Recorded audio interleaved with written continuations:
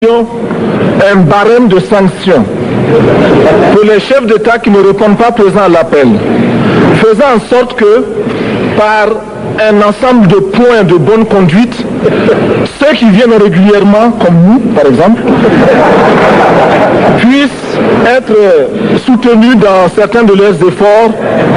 Exemple, les projets que nous soumettons à la BAD, la Banque africaine de développement, doivent être affectés d'un coefficient d'africanité. Les moins africains seraient pénalisés. Et comme cela, tout le monde viendra aux réunions ici. Le président du CNR et du FASO aborde maintenant le problème de la dette des pays africains. Nous estimons que la dette s'analyse d'abord de par ses origines. Les origines de la dette remontent aux origines du colonialisme. Ceux qui nous ont prêté de l'argent, ce sont ceux-là qui nous ont colonisés. Ce sont les mêmes qui géraient nos États et nos économies. Ce sont les colonisateurs qui endettaient l'Afrique auprès des bailleurs de fonds, leurs frères et cousins. Nous étions étrangers à cette dette. Nous ne pouvons donc pas la payer. La dette, c'est encore le néocolonialisme où les colonisateurs se sont transformés en assistants techniques. En fait, nous devrions dire qu'ils se sont transformés en assassins techniques. Et ce sont eux qui nous ont proposé des sources de financement, des bailleurs de fonds internes que l'on emploie chaque jour, comme s'il y avait des hommes dont le bâillement suffisait à créer le développement chez les autres. Ces bailleurs de fonds nous ont été conseillés, recommandés. On nous a présenté des montages financiers alléchants, des dossiers. Nous nous sommes endettés pour 50 ans, 60 ans, même plus. C'est-à-dire que l'on nous a amenés à compromettre le peuple pendant 50 ans et plus. Mais la dette, c'est sa forme actuelle. Contrôlée, dominée par l'impérialisme. Une reconquête savamment organisée pour que l'Afrique, sa croissance, son développement obéissent à des paliers, à des normes qui nous sont totalement étrangères, faisant en sorte que chacun de nous devienne l'esclave financier, c'est-à-dire l'esclave tout court, de ceux qui ont eu l'opportunité, la ruse, la fourberie de placer les fonds chez nous avec l'obligation de rembourser. On nous dit de rembourser la dette. Ce n'est pas une question morale. Ce n'est pas une question de ce prétendu honneur que de rembourser ou de ne pas rembourser. Monsieur le Président, nous avons écouté et applaudi le Premier ministre de Norvège lorsqu'elle est intervenue ici même. Elle a dit, elle qui est européenne, que toute la dette ne peut pas être remboursée. La dette ne peut pas être remboursée.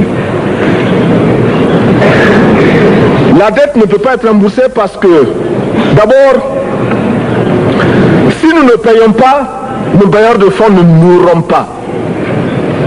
Soyons-en sûrs. Par contre, si nous payons, c'est nous qui allons mourir. Soyons-en sûrs également. Ceux qui nous ont amenés, ceux qui nous ont conduits à l'endettement, ont joué comme dans un casino. Tant qu'ils gagnaient, il y avait plein de débats. Maintenant qu'ils ont perdu au jeu, ils nous exigent le remboursement. Et l'on parle de crise. Non, Monsieur le Président, ils ont joué, ils ont perdu, c'est la règle du jeu. La vie continue.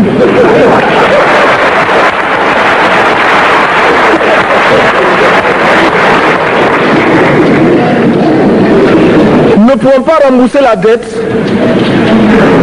parce que nous n'avons pas de quoi payer.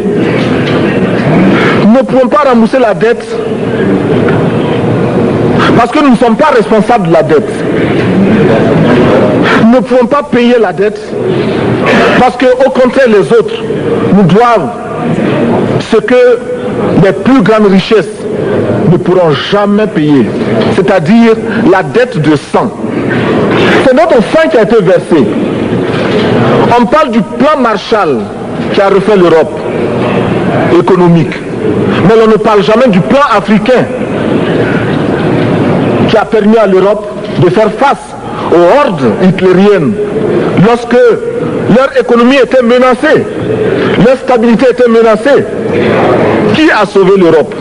C'est l'Afrique. On en parle très peu. On en parle si peu que nous ne pouvons pas, nous, être complices de ce silence ingrat. Si les autres ne peuvent pas chanter nos louanges, nous avons au moins le devoir de dire que nos pères furent courageux et que nos anciens combattants ont sauvé l'Europe et finalement ont permis au monde de se débarrasser du nazisme. La dette, c'est aussi la conséquence des affrontements. Et lorsque l'on nous parle aujourd'hui de crise économique, on oublie de nous dire que la crise n'est pas venue de façon subite. La crise existe du tout temps. Et elle ira en s'aggravant chaque fois que les masses populaires seront de plus en plus conscientes de leurs droits face aux exploiteurs. Il y a crise aujourd'hui parce que les masses refusent que les richesses soient concentrées entre les mains de quelques individus. Il y a crise parce que quelques individus déposent dans des banques à l'étranger des sommes colossales qui suffiraient à développer l'Afrique. Il y a crise parce que face à ces richesses individuelles que l'on peut nommer, les masses populaires refusent de vivre dans les ghettos, dans les bas quartiers. Il y a crise parce que les peuples partout refusent d'être dans Soweto face à Johannesburg. Il y a donc lutte et l'exacerbation de cette lutte amène les tenants du pouvoir financier à s'inquiéter. On nous demande aujourd'hui d'être complices de la recherche d'un équilibre. Équilibre en faveur des tenants du pouvoir financier, équilibre au détriment de nos masses populaires. Non, nous ne pouvons pas être complices. Non, nous ne pouvons pas accompagner ceux qui sucent le sang de nos peuples et qui vivent la sueur de nos peuples. Nous ne pouvons pas les accompagner dans leur démarche assassine. Monsieur le Président, nous entendons parler de clubs. Club de Rome, club de Paris, club de partout. Nous entendons parler du groupe des 5, du groupe des 7, du groupe des 10, peut-être du groupe des 100, et que sais-je encore. Il est normal que nous créions notre club et notre groupe. Faisons en sorte que dès aujourd'hui, Addis Abeba devienne également le siège, le centre d'où partira le souffle nouveau, le club d'Addis Abeba. Nous avons le devoir aujourd'hui de créer le front uni d'Addis Abeba contre la dette. Ce n'est que de cette façon que nous pourrons dire aux autres, en refusant de payer la dette, nous ne venons pas dans une démarche belliqueuse. Au contraire, c'est dans une démarche fraternelle pour dire ce qui est. Du reste, les masses populaires en Europe ne sont pas opposées aux masses populaires en Afrique. Mais ceux qui veulent exploiter l'Afrique, ce sont les mêmes qui exploitent l'Europe. Nous avons un ennemi commun.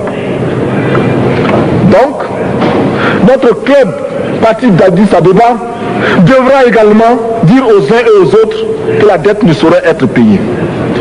Et quand nous disons que la dette ne saurait être payée, ce n'est point que nous sommes contre la morale, la dignité, le respect de la parole.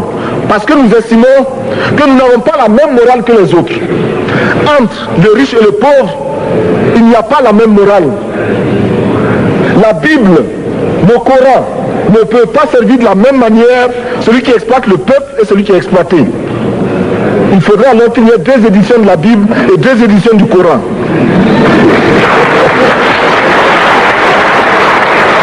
Nous ne pouvons pas accepter qu'on nous parle de dignité. Nous ne pouvons pas accepter que l'on nous parle de mérite de ceux qui payent et de perte de confiance vis-à-vis de ceux qui ne paieraient pas. Nous devons au contraire dire que c'est normal aujourd'hui. Nous devons au contraire reconnaître que les plus grands voleurs sont les plus riches. Un pauvre, quand il vole, ne commet qu'un larcin ou une peccadille, tout juste pour survivre par nécessité.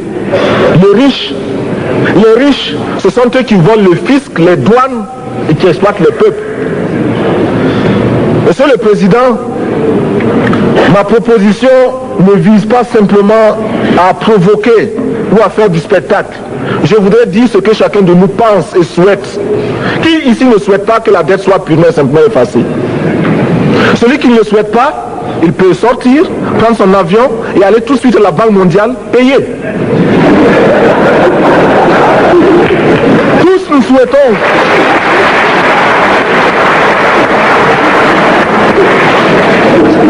ma proposition n'est pas non plus, je ne voudrais pas que l'on prenne la proposition du Burkina Faso comme celle qui viendrait de la part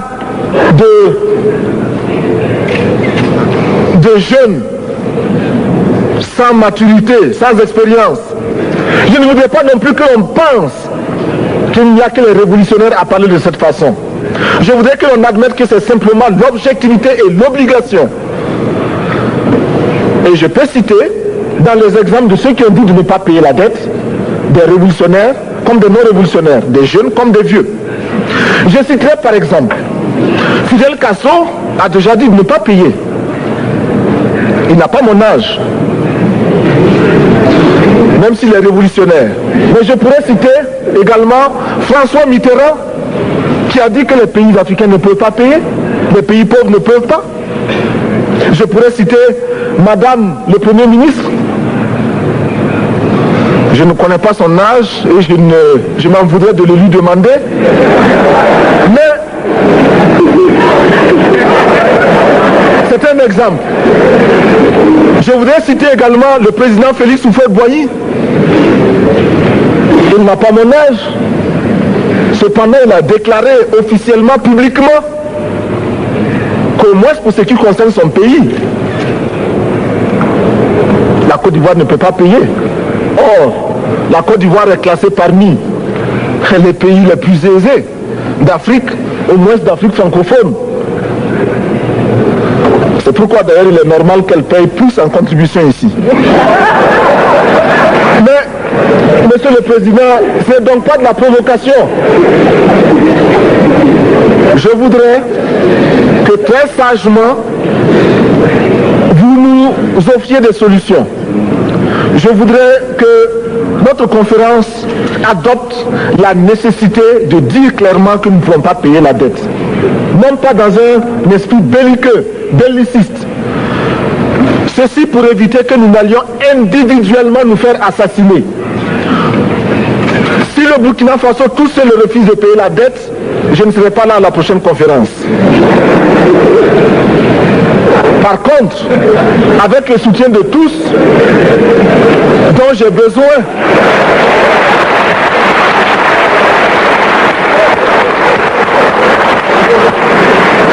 avec le soutien de tous, nous pourrons éviter de payer. Et en évitant de payer, nous pourrons à notre développement.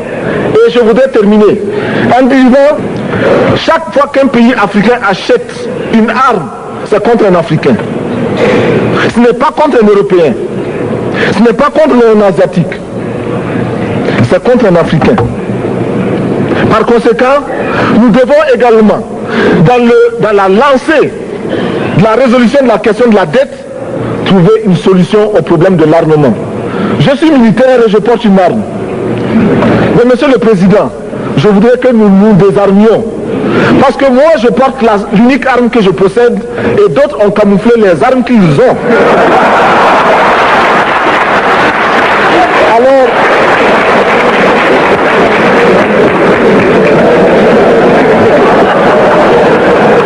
Alors,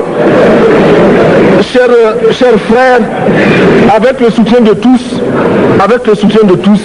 nous pourrons faire la paix chez nous. Nous pourrons également utiliser ces immenses potentialités pour développer l'Afrique, parce que notre sous-sol sont riches. Nous avons suffisamment de bras et nous avons un marché immense très vaste, du nord au sud, de l'est à l'ouest. Nous avons suffisamment de capacités intellectuelles pour créer, ou tout au moins prendre la technologie et la science partout où nous pourrons les retrouver. Monsieur le Président, faisons en sorte que nous mettions au point ce front uni d'Addis Abeba contre la dette. Faisons en sorte que ce soit à partir d'Addis Abeba que nous décidions de limiter la course aux armements entre pays faibles et pauvres. Les gourdins et les coutelas que nous achetons sont inutiles. Faisons en sorte également que le marché africain soit le marché des Africains. Produire en Afrique, transformer en Afrique et consommer en Afrique. Produisons ce dont nous avons besoin et consommons ce que nous produisons au lieu d'importer. Le Burkina Faso est venu vous exposer ici la cotonnade produite au Burkina Faso, tissée au Burkina Faso, cousue au Burkina Faso pour habiller les Burkinabés. Ma délégation et moi-même, nous sommes habillés par nos tisserands, nos paysans. Il n'y a pas un seul fil qui vienne de l'Europe ou de l'Amérique. Je ne fais pas un défilé de mode, mais je voudrais simplement dire que nous devons accepter de vivre africain. C'est la seule façon de vivre libre et de vivre digne. Je vous remercie, Monsieur le Président. La patrie ou la mort, nous vaincrons.